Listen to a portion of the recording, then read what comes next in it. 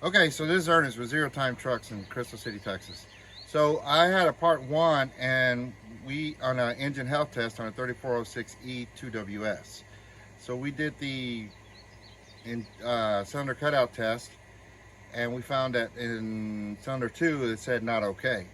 And then we decided to do the RC relative compression test, and we saw that we had some cylinders a little bit lower, not much, but a little bit lower than others.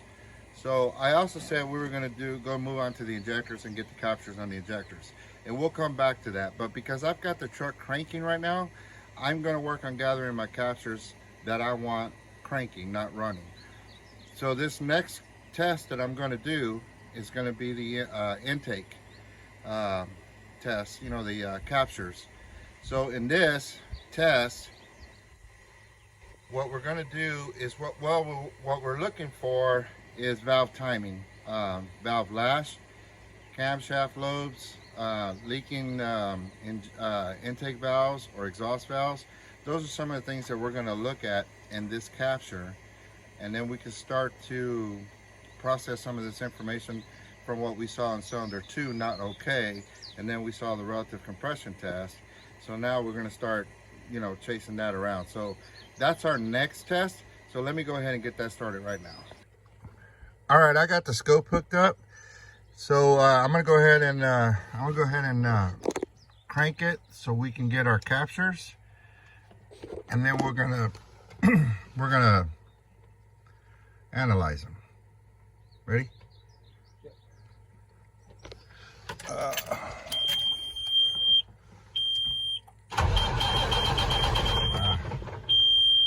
We gotta get it started first.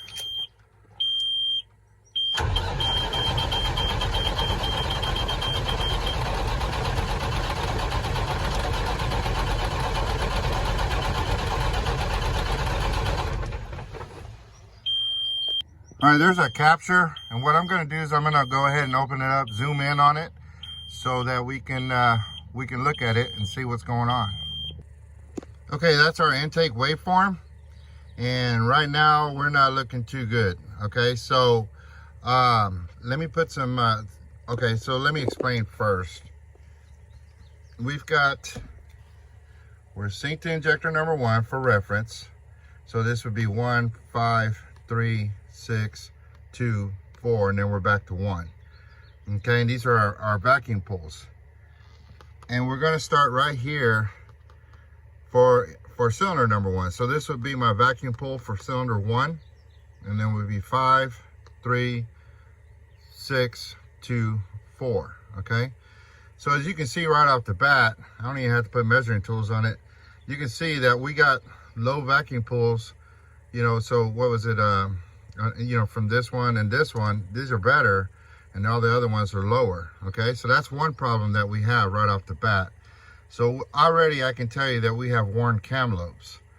The other problem that I have is, you see this, you see we have this right here. This one's doing it. We have it right here and right here. I believe that those are going to be, and I haven't checked it yet, but those are going to be the rocker arms, the roller assemblies, the rollers on the rocker arms, or the cam lobes themselves. But I believe it's going to be the rocker arms that is causing that. Okay, and this right here is kind of distorted, but I'm sure we have the same problem on the exhaust side, which is making this do this. This shouldn't be like this. Okay, but I'm sure we're having the same problem on the exhaust side, which means, you know, when we got our valve overlap, that's what's causing this, and then they're not correct either. Okay, but as far as valve timing, these are pretty much where they need to be. I'm going to put a marker on it real quick so that you can see that. So hang on a second. Okay, so I cheated a little bit, but what I did was I divided it up by 12. So these are going to be at 60 degrees, and that's where I want them. So if you look at them, they're pretty much 60 degrees. So as far as valve lash goes, they might be like, that one's actually pretty good. That one's a little bit loose. That one's a little bit loose. That one's there. That one's on. That one's right on. That one's on. That one's might be a little bit tight as far as valve lash go, but it's not much. So a valve lash adjustment is not going to correct any of this. This is going to be worn cam lobes, because these are much lower than these, right? And then I think we're going to have a problem with the cam rollers, you know, the rocker arm assemblies, the rollers and the rocker arm assemblies. Or we got a camshaft lobes that are bad, but because they're erratic, I'm more leaning towards the camshaft, the rockers, rollers on the rockers. Maybe not being, maybe the bushings need to be replaced or something. They're getting hung up. So that's what's causing this, because it should come down. Without this, it should basically come down and then back up, and then we should have valve overlap, and then it comes back up, and then we come back down again. That's what it should do. But because we have this going on, this going on, we have a little one there, this one's going on, because we have these problems. This is more about the rocker arm assemblies than anything else. And then we still have a problem on the exhaust side as well because of this. It should look a little bit more like this one. This one's not correct, but it's much better. But if you look at all these, I have an exhaust problem as well. But I don't believe that it's leaking valves or anything, because it would be really distorted. So this is more about valve timing, you know, valve lash, worn cam lobes, worn rocker arms, something to that effect that's causing this. Okay, so that was the intake and capture, cranking, and you know, that's basically what I got. I like to do it cranking, and then I'll do it running, but I like to do it cranking. It's a clearer picture as to what's really going on inside there. So anyway, that was the intake. I think what I'm going to do right now is I'm going to do the crankcase pressure real quick. It won't take much, so I'll go ahead and move over to that, and we'll get that capture real quick.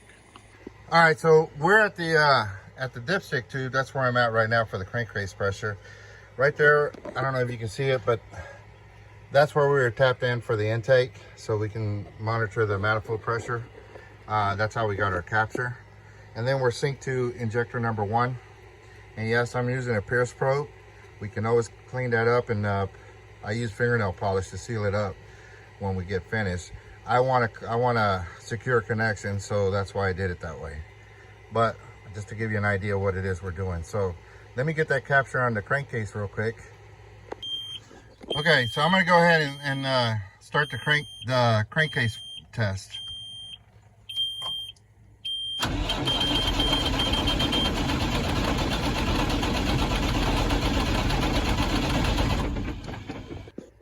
Okay, so that's our crankcase pressure that we took at the dipstick tube. So this would be cylinder 1. I'm synced to injector number 1. 1, 5, 3, 6, 2, 4, and then we're back to 1. So this would be the blow by from the cylinders, and each one of them is contributing. So we're always going to have blow by. We just don't want too much, and we want it to be a little bit. We want it to be even. But as you can see, this is we got contribution in number 1, a little bit in number 5, and then we got more in 3. So 3 is contributing more blow by. 1, 5, 3, 6, and then we got 2, and then we got 4, almost nothing. So this right here, I mean, this could be normal, but we keep an eye on this, because if it's not going here, it's going somewhere else. So we need to keep an eye on that.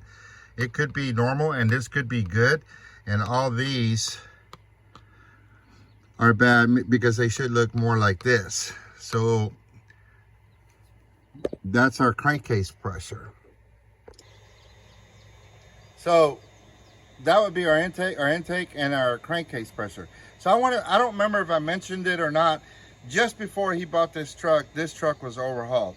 I don't know if it was in frame or out of frame, but it was overhauled, and he's got the paperwork, you know, to supposedly to back it up. So that is the reason why we're doing an engine health test, because he wanted to know if it was any good. So, I mean, we all know that it's only as good as the person did it. We don't know who did it. But right now we're starting to see problems. Now we have a camshaft that's not cooperating with us, that's worn, or possibly, well, it is worn. And then we got the rocker arm assemblies that probably weren't addressed.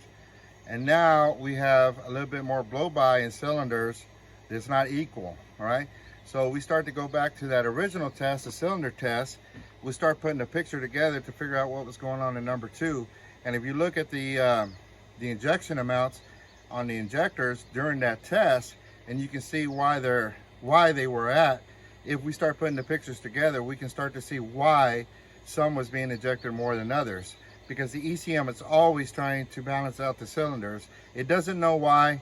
It just knows that this cylinder, the piston is traveling faster than the next cylinder. It just knows that. So it tries to compensate for that by maybe adding more fuel to one cylinder and taking fuel away from another, right?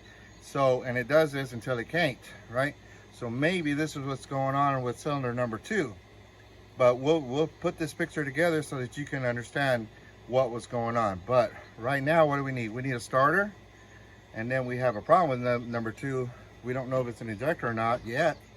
But now we're looking at a camshaft, possibly rocker arm assemblies. And well, there's not much I can do about the blow-by, but we have a little bit more blow-by than we should. And this engine was recently overhauled. I don't know how recent it was, but it was supposedly done recently, before he bought the truck. So anyway, this is what the engine health test is about. What good is a truck if we don't know what the engine is actually doing? I mean, wheel seals, air leaks, you know, batteries, alternators. I mean, we can go through the list. All that is a gimme. What we don't know is what the engine is actually doing. And just because of the scan tool, look, you saw it, I had no codes, right? We did come up with injector number 2 or cylinder number 2 not okay, but it didn't explain why, okay? But now we're starting to see, hey, this engine it's not correct, right? So anyway, this is what this engine health test is about. This will give him an idea what he needs to work on to correct some of these problems that he has, okay? So, but stick around for part 3. We're gonna do some more testing. We still gotta look at the injectors mechanically and electronically. We still need to get the capture on the exhaust side. We're gonna try to do that, and then we're gonna look at the maybe the camshaft, crankshaft, you know, to the injectors, because we want to look at timing. So we still have a few more tests that we're gonna do. So stick around, and we'll keep going with this and build the picture so that you can understand it a little bit better. Thank you for watching.